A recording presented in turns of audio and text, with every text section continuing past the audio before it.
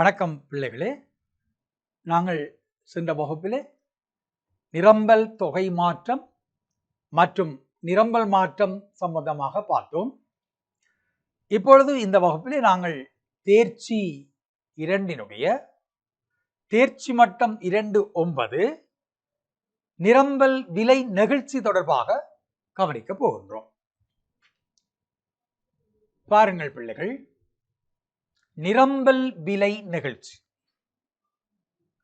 நிரம்பல் விலை நெகிழ்ச்சி என்ற ஒரு விடயத்திலே நாங்கள் முதலாவதாக வரைவிலக்கணத்தை பார்க்கலாம்.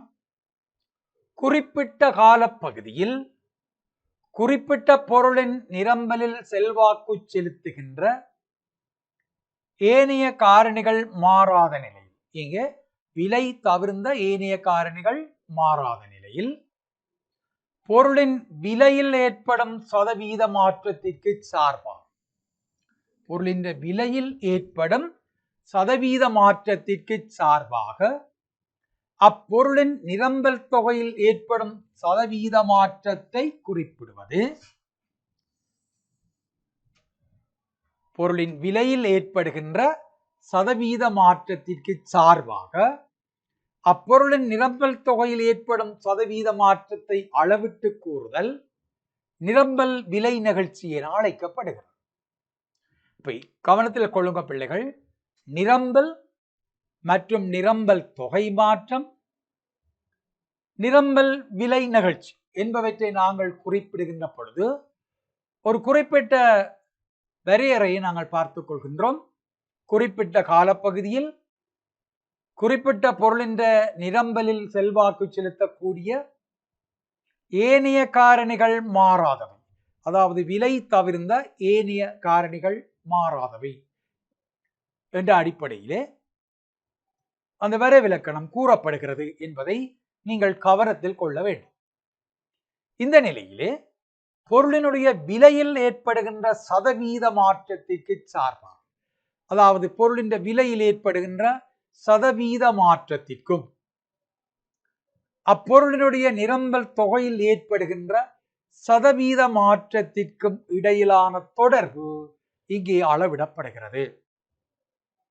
இது வரைவிலக்கணம், நிரம்பல் விலை நிகழ்ச்சியினுடைய ஒரு வரைவிலக்கணமாக நாங்கள் பார்க்கலாம்.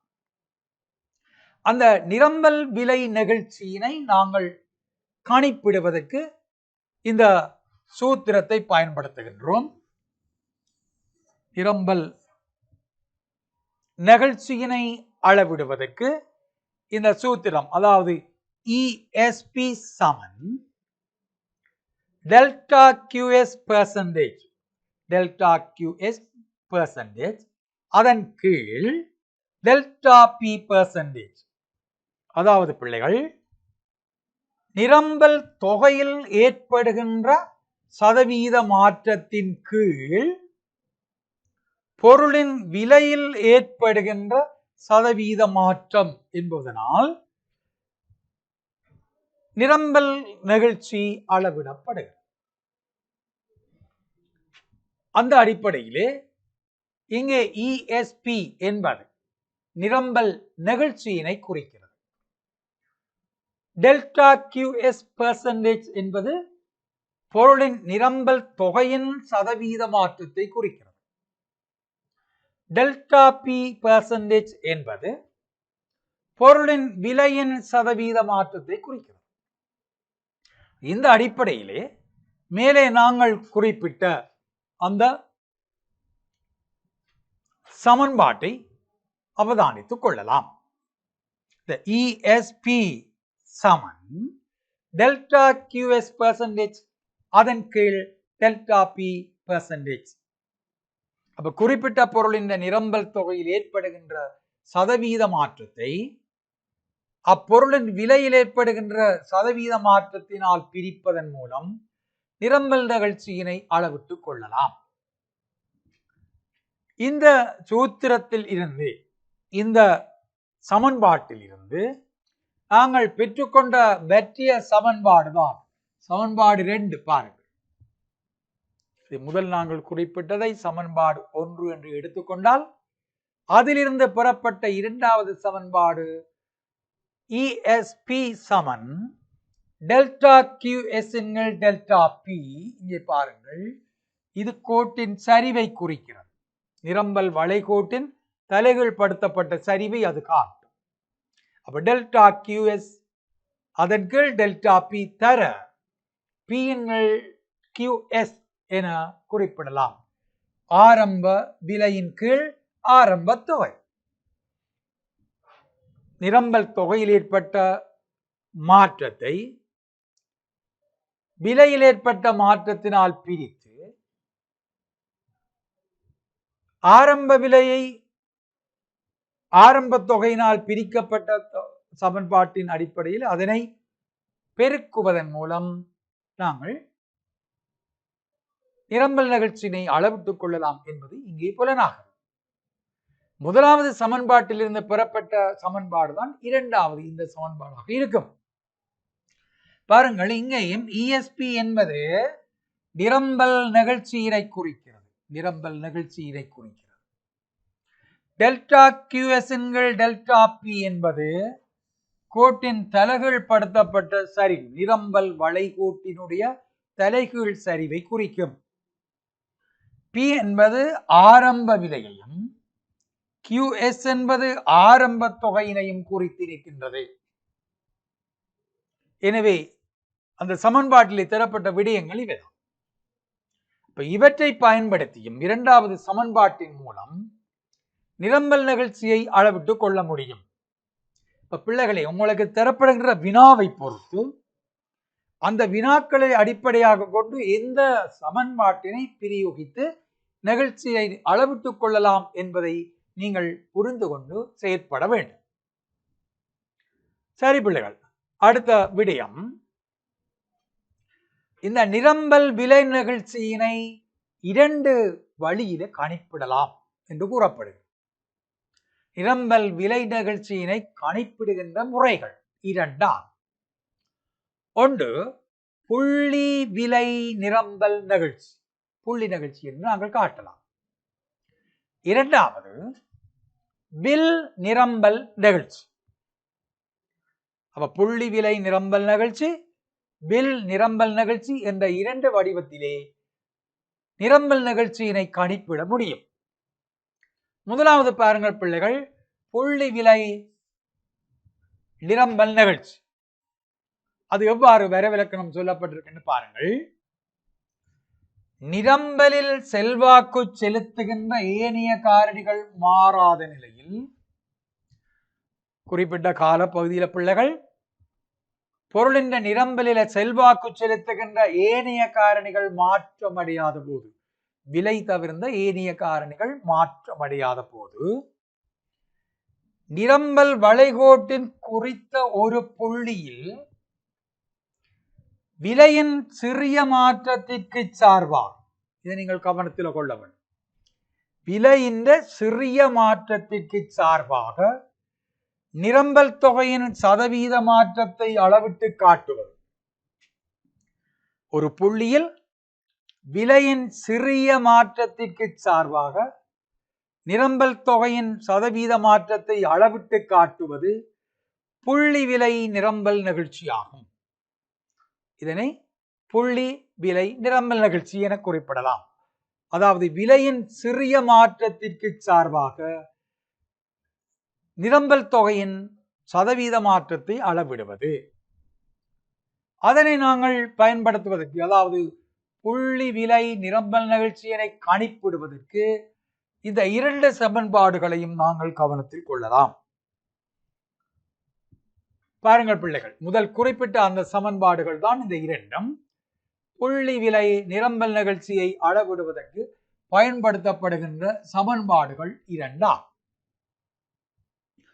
புள்ளி நிகழ்ச்சி என்பது ஒரு கோட்பாட்டு ரீதியான எண்ணக்கருவாக கருதப்படுகிறது. ஒரு கோட்பாட்டு ரீதியாகத்தான் புள்ளி விலை நிகழ்ச்சியை காட்டலாம். அதனை கணிப்பிடுவதற்கான சமன்பாடுகள் இந்த இரண்டு சமன்பாடுகளும் ஆகும்.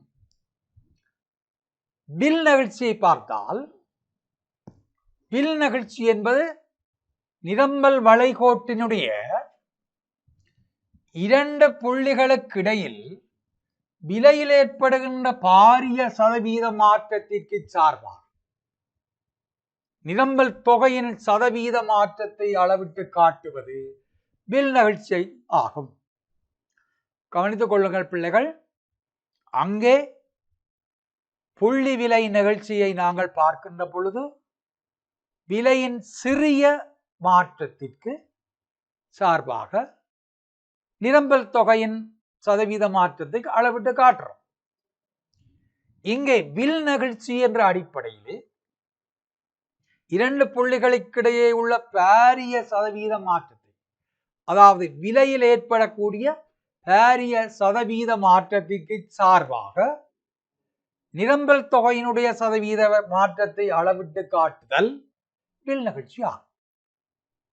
அந்த வில் நிகழ்ச்சியை நாங்கள் அளவிடுவதற்கு இந்த சூத்திரத்தை பயன்படுத்தலாம். இங்கே தரப்பட்டிருக்கிற சூத்திரத்தை நாங்கள் பயன்படுத்தலாம். அதாவது AES புள்ளி விலை நிகழ்ச்சி, AES என்பது புள்ளி விலை நிகழ்ச்சியை குறிக்கிறது.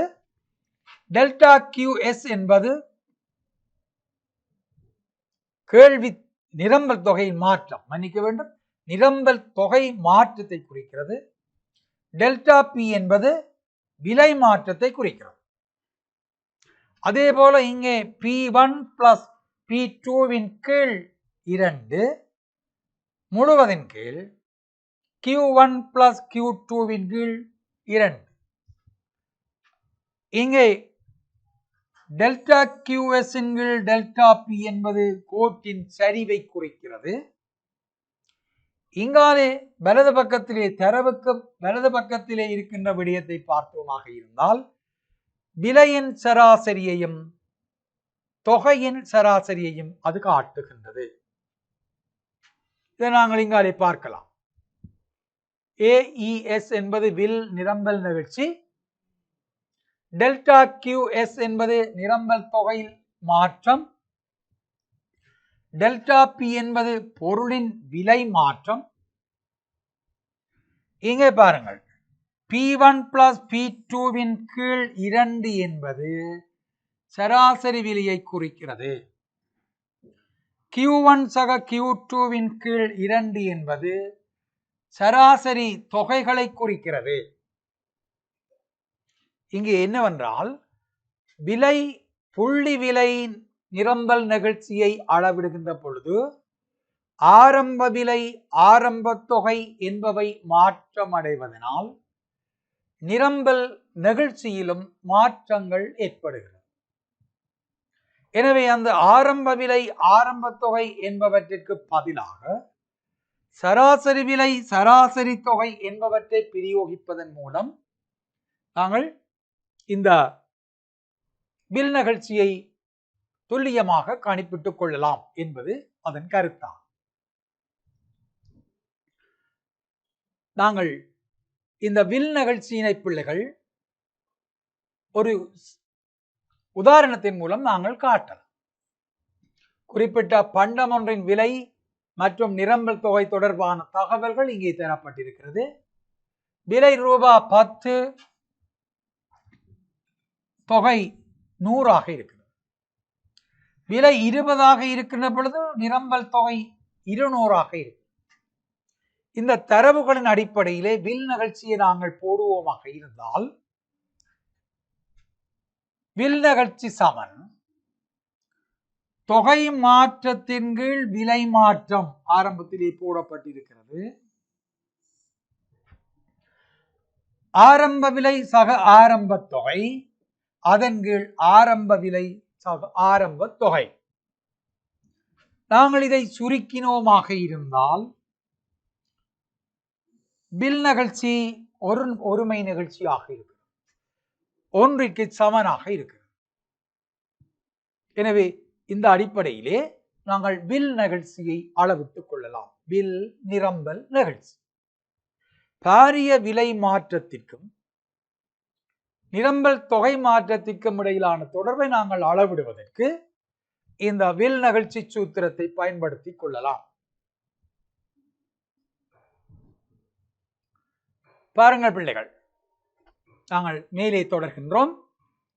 நிரம்பல் சமன்பாடு தரப்பட்ட நிலை நிகழ்ச்சியினை பின்வருமாறு கணிப்பிட முடியும். நிரம்பல் சமன்பாடு ஒன்று தரப்பட்டிருக்கிறது. QS சமன் 200/5p எனின் ரூபாய் 20 நிரம்பல் நிகழ்ச்சி வருமா? நிரம்பல் நிகழ்ச்சி யார்? அப்ப இங்கே பார்த்தீங்களாக இருந்தால் நிரம்பல் சமன்பாட்டிலே QS என்பது நிரம்பல் தொகையையும் அந்த 200 என்பது A, அதாவது பூச்சிய விலையில் நிரம்பல் தொகையின் அளவினையும் 5 என்பது கோட்டின் சரிவினையும் P விலையையும் குறிப்பிடுகிறது. அப்ப நாங்கள் இதை இந்த சமன்பாட்டிலே 20 ரூபாயிலே நாங்கள் நிகழ்ச்சியை அளவிடுவோமாக இருந்தால் 20 ரூபாய் விலையில் உள்ள தொகையை முதலில் கண்டுகொள்ள வேண்டும். அப்ப நாங்கள் 20 ரூபாவை இந்த சமன்பாட்டிலே விலைக்கு பதிலாக P என்பதிலே பிரதியிட்டால் 20 தர 5 என்று வருகிறது. 20 தர 5 100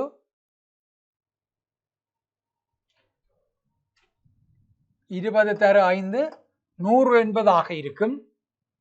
எனவே 200ம் 100ம் சேர்த்து 300ஆக இருக்கும். அப்ப இங்க நாங்கள் இதனை கொண்டு வந்து சமன்பாட்டில் பிரதியிடுவோமாக இருந்தால் டெல்டா QS என்கள் டெல்டா P தர P என்கள் QS என்பதிலே பிரதியிடுகின்றோம். நாங்கள் பிரதியிடுகின்ற பொழுது இங்கே B என்பது டெல்டா QS என்கள் டெல்டா P கோட்டின் சரிவை குறிக்கின்றது. எனவே டெல்டா QS என்கள் டெல்டா Pக்கு பதிலாக நாங்கள் B ஐ பிரதியிட்டோமாக இருந்தால் நிரம்பல் நிகழ்ச்சி சமன் B தர P என்கள் QS என்பதாக அமையும். எனவே இங்கே நாங்கள் 20 ரூபாய் விலையில் கணிப்பிட்ட அந்த நிரம்பல் தொகையை இங்கே போடுவோமாக இருந்தால் இங்கே 5 சரிவு தர 20 கீழ் 20 ரூபாய் விலையில் உள்ள தொகை 300ஆக இருக்கும். இங்கே 100 என்று தரப்பட்டிருக்கிற பிள்ளைகள் மாற்றிக்கொள்ளுங்கள், 300ஆக இருக்கும். எனவே இதை நாங்கள் பிரித்தோமாக இருந்தால்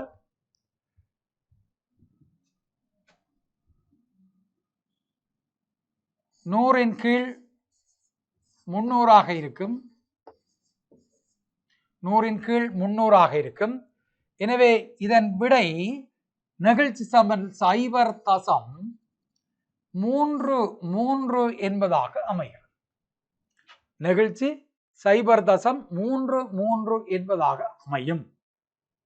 அப்ப இங்க சமன்பாட்டிலே தரப்பட்ட விடயத்தை நாங்கள் நிகழ்ச்சியிலே பார்ப்போமாக இருந்தால் இந்த இரண்டாவது நிரம்பல் சமன்பாட்டினை பிரயோகித்து நாங்கள் அவற்றை கணிப்பிடலாம். இரண்டாவது சமன்பாட்டினை கணிப்பிடலாம்.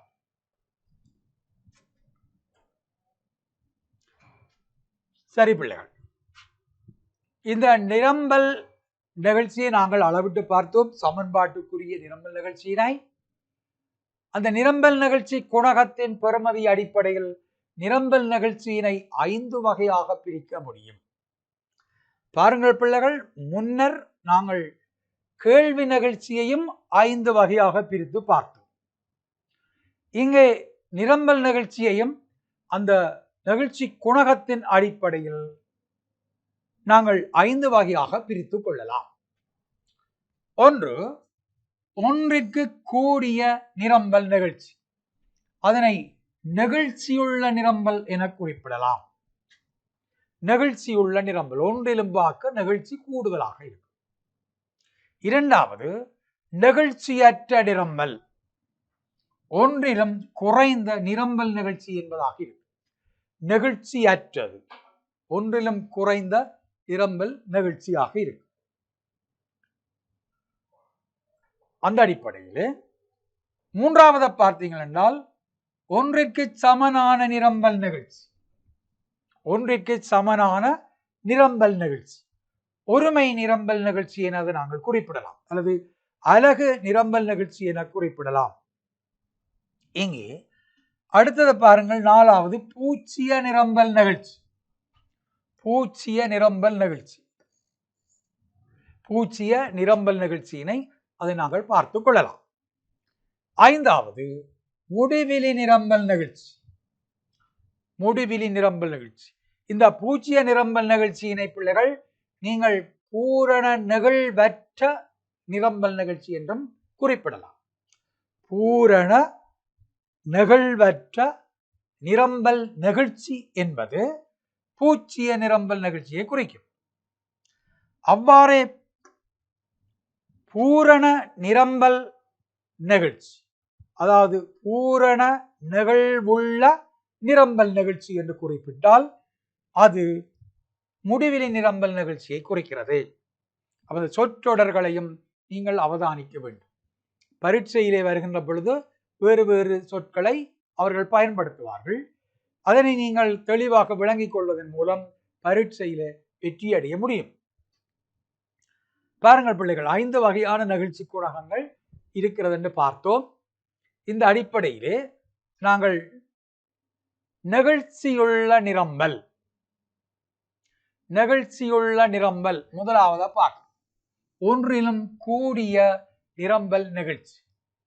ஒன்றிலும் கூடிய நிரம்பல் நிகழ்ச்சி. பாருங்கள், குறிப்பிட்ட சந்தர்ப்பத்தில் விலை தவிர்ந்த ஏனைய காரணிகள் மாறாத நிலை. பாருங்கள், இந்த எடுகோள் எப்பொழுதும் தொடர்ந்து வருகிறது. நிகழ்ச்சியுள்ள நிரம்பல் என்று நாங்கள் பார்க்கின்ற பொழுது குறிப்பிட்ட சந்தர்ப்பத்தில் விலை தவிர்ந்த ஏனைய காரணிகள் மாறாத நிலையில் பொருளின் விலை மாற்றமடையும் சதவீதத்தை விட பொருளின் நிரம்பல் தொகையில் ஏற்படும் சதவீத மாற்றம் பெரிதாக காணப்படுமாய், பொருளின் விலையில ஏற்படுகிற சதவீத மாற்றத்தை விட பொருளின் நிரம்பல் தொகையில் ஏற்படுகிற சதவீத மாற்றம் பெரிதாக இருக்கின்ற பொழுது அதனை நிகழ்ச்சியுள்ள நிரம்பல் என்று நாங்கள் பார்ப்போம். அப்ப விலை மாற்ற சதவீத மாற்றத்தை காட்டிலும் நிரம்பல் தொகையில் ஏற்படுகின்ற சதவீத மாற்றம் பெரிதாக இருக்கும். இங்கே நிரம்பல் நிகழ்ச்சி தொடர்பாக கிடைக்கின்ற பெறுமதி, நாங்கள் நிரம்பல் நிகழ்ச்சியை பார்ப்போமாக இருந்தால் அது 1ஐ விட கூடுதலாக இருக்கும். 1.1, 1.5 என 1ஐ விட கூடுதலாக இருக்கும். குத்தச்சை வெட்டி செல்கின்ற சகல நிரம்பல் வளைகோடுகளும் 1க்கு கூடியதாக இருக்கும். குத்தச்சை வெட்டி செல்கின்ற நிரம்பல் வளைகோடுகள் 1ற்கு கூடிய கேள்வி நிகழ்ச்சியினை குறிப்பிடுவதாக இருக்கும். பாருங்கள், வரைவிலே தரப்பட்டிருக்கின்றது.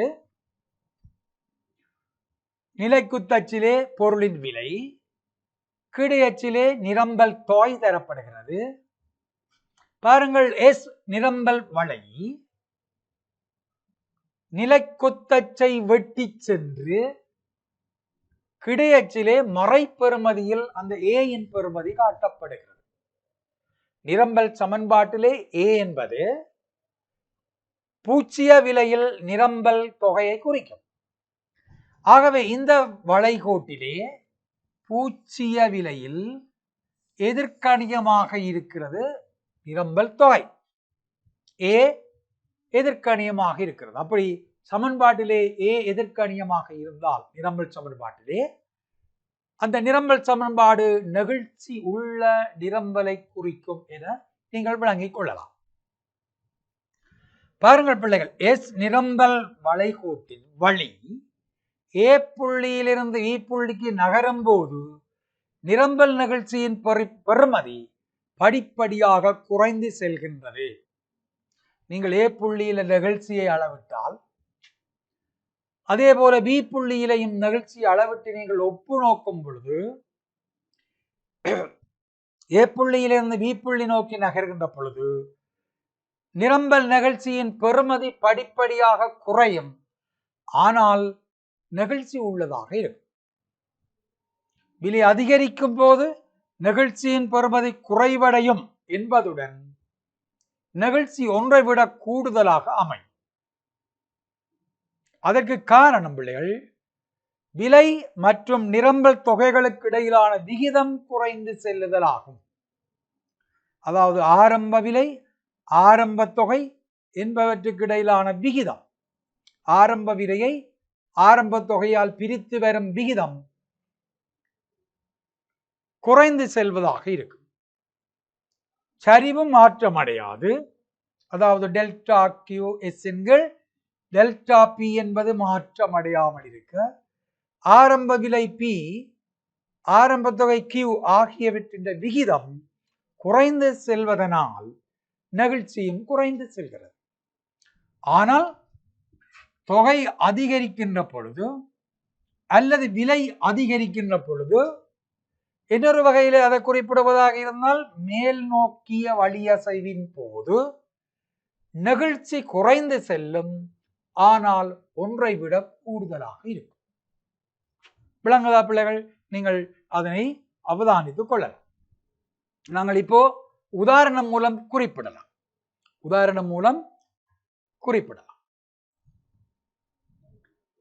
பாருங்கள், கேமரா ஒன்றின் விலை 50,000 ரூபாவில் இருந்து 60,000 ரூபாவாக அதிகரிக்கும் போது அதன் நிரம்பல் அளவு 500 அலகுகளில் இருந்து 800 அலகுகளாக அதிகரிக்கும். இப்ப விலை அதிகரிக்க தொகை அதிகரிப்பது நிரம்பல் விதி.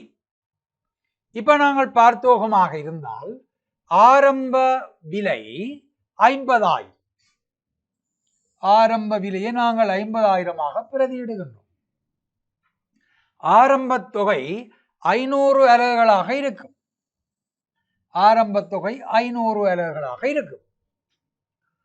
டெல்டா கியூ எஸ் என்கள் டெல்டா பி.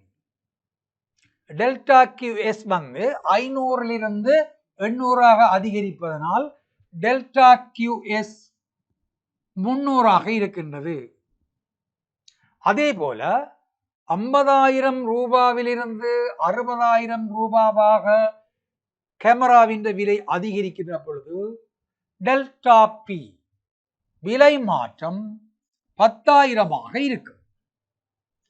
இதனை நாங்கள் சுருக்கினமாக இருந்தால் நெகிழ்ச்சி 3 என்ற பெறுமதியை குறிக்கின்றது. நெகிழ்ச்சி 3 என்ற பெறுமதியை குறிக்கிறது. பாருங்கள், அப்ப நெகிழ்ச்சி வந்து ஆரம்ப விலை வந்து 50,000 பிரதியிடுவோமாக இருந்தால் அதனுடைய பெருமானம் 3 இருக்கிறது. நீங்கள் 60,000 ரூபாவை ஆரம்ப விலையாக கொண்டு நீங்கள் நெகிழ்ச்சியை கணிப்பிடுவீர்களாக இருந்தால் அதன் நெகிழ்ச்சி ஒன்றிலும் கூடியதாக இருக்கும் என்பதுடன் நெகிழ்ச்சி 3ஐ விட குறைந்து காணப்படும் என்பதை நீங்கள் விளங்கிக் கொள்ளலாம். நீங்கள் அதை ஒரு செய்து பார்ப்பீர்களாக இருந்தால் அந்த நிலைமையை விளங்கிக் கொள்ள முடியும். இது நெகிழ்ச்சி உள்ள நிரம்பல் என்பதை பாருங்கள் பிள்ளைகள். அடுத்தது நெகிழ்வற்ற நிரம்பல், இன்எலாஸ்டிக் சப்ளை என்று சொல்லப்படும். குறித்த சந்தர்ப்பத்தில் நிரம்பலை தீர்மானிக்கின்ற விலை தவிர்ந்த ஏனைய காரணிகள் மாறாத பொருள். பாருங்கள் பிள்ளைகள், விலை தவிர்ந்த ஏனைய காரணிகள் மாற்றமடைவதில்லை என்பது இங்கே கூறப்படும். பொருளின் விலை மாற்றமடையும் சதவீதத்தை விட குறைந்த சதவீதத்தில் அப்பண்டத்தின் நிரம்பல் தொகை மாற்றமடையுமாயின் அது நெகிழ்வற்ற நிரம்பல் நெகிழ்ச்சியாகும். பொருளின் விலை மாற்றமடைகிற சதவீதத்தை பார்க்க நிரம்பல் தொகையில் ஏற்படுகின்ற சதவீத மாற்றம் சிறிது. உதாரணமாக, பொருளின் விலை 10% அதிகரிக்கின்ற பொழுது அப்பொருளின் நிரம்பல் தொகை 5% அதிகரிக்குமாக இருந்தால் நெகிழ்ச்சி 0.5 இருக்கும். எனவே நெகிழ்ச்சி 1ஐ விட குறை.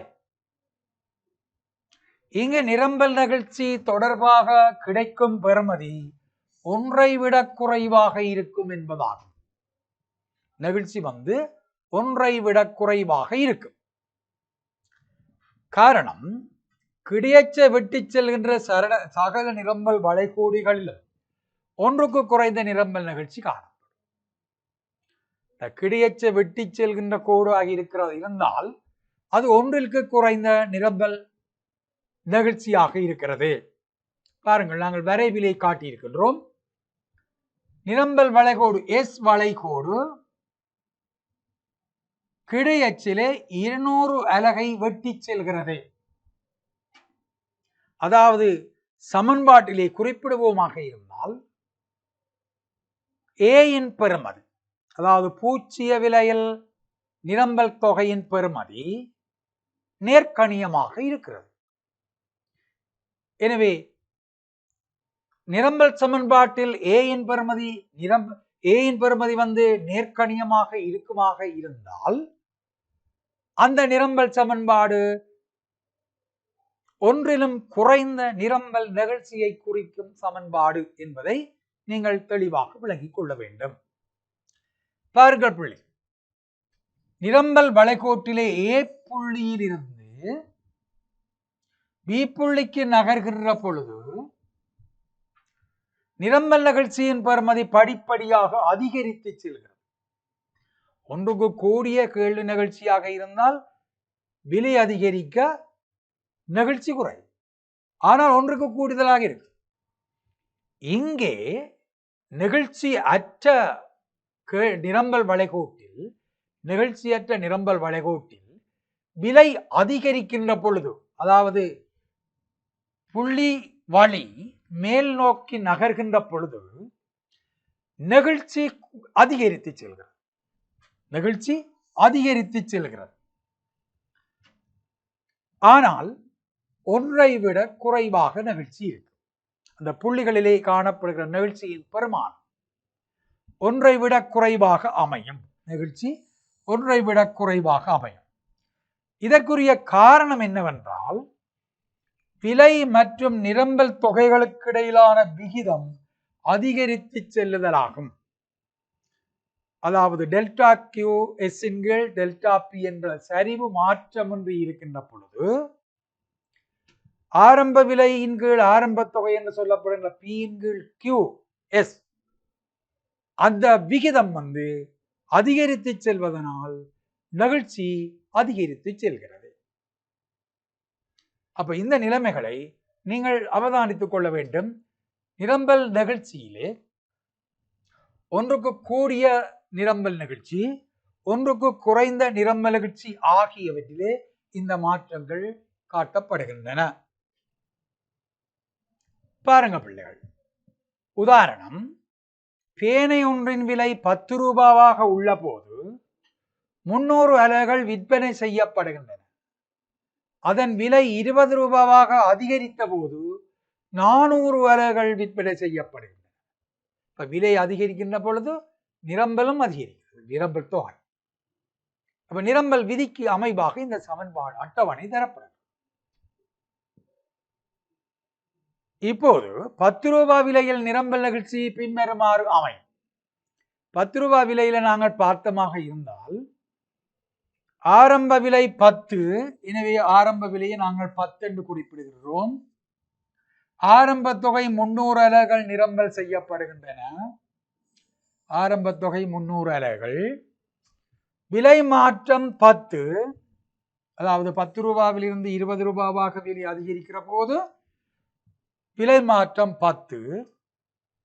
தொகை மாற்றம் 300 இருந்து 400 மாற்றம், ஆகவே தொகை மாற்றம் 100. இதை நாங்கள் சுருக்கினோமாக இருந்தால் 3ல் 1 என்ற விடயம் வருகிறது. அதாவது 10ம் 10ம் வெட்டுப்பட்டால் 100 கீழ் 3, 3ல் 1, அதன் பெறுமதி 0.33 என்ற விடையினை நாங்கள் இங்கே பார்க்கலாம். 0.33 என்ற விடையினை இங்கே பார்க்கலாம். அப்ப ஆரம்ப விலையை இந்த அட்டவணை அல்லது தரவின்படி நாங்கள் பார்க்கின்ற பொழுது 10 ரூபாய் விலையை ஆரம்ப விலையாக கொள்ளுகின்ற பொழுது 0.33 என்ற நிகழ்ச்சி இடம்பெறுகிறது. எனவே பிள்ளைகளே, இந்த நிரம்பல் ஒன்றிலும் குறைந்த நிரம்பல் நிகழ்ச்சி எவ்வாறு அமையும்?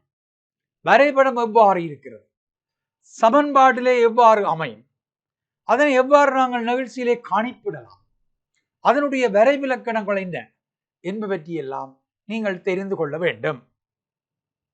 எனவே இந்த விடயங்களை கருத்தில் கொண்டு நாங்கள் அடுத்த வகுப்பிலே சந்திப்போம்.